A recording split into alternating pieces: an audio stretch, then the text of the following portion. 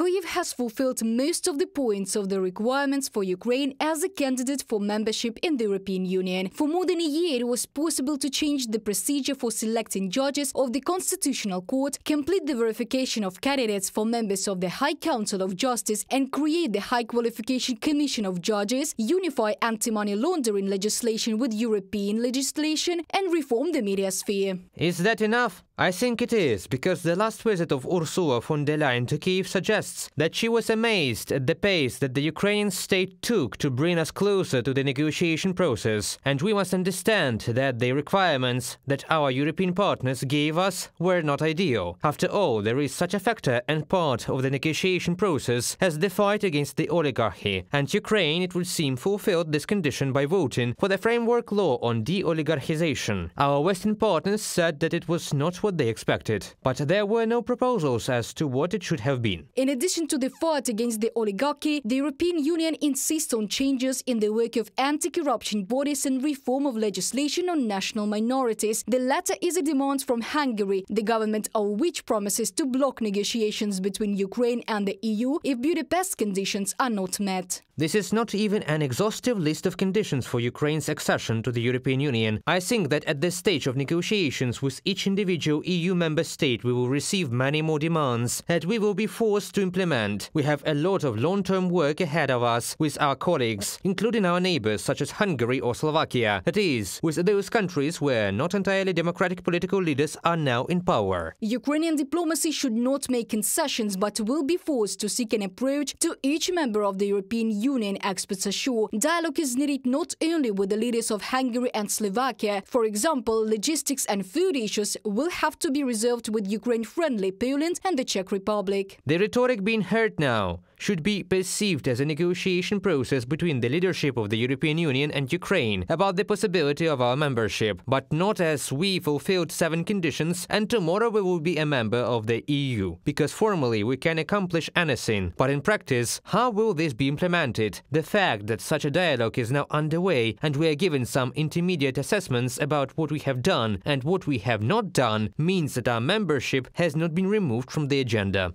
At the same time, senior EU officials unanimously support Ukraine's entry into the Union and highly appreciate the reforms carried out by Kyiv. I want to tell you how impressed we are by the reforms you've made in the midst of a war.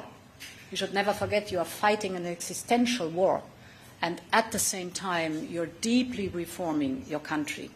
You have reached many milestones, reforming your justice system, curbing the oligarchs' grip, tackling money laundering, and much more. The next step after assessing the reforms carried out by Kyiv will be the decision to begin negotiations on Ukraine's membership in the EU. It could be adopted at the EU summit as early as mid-December of this year. Reported by Dana Kolesnik, Larisa Zubenko, UATV News.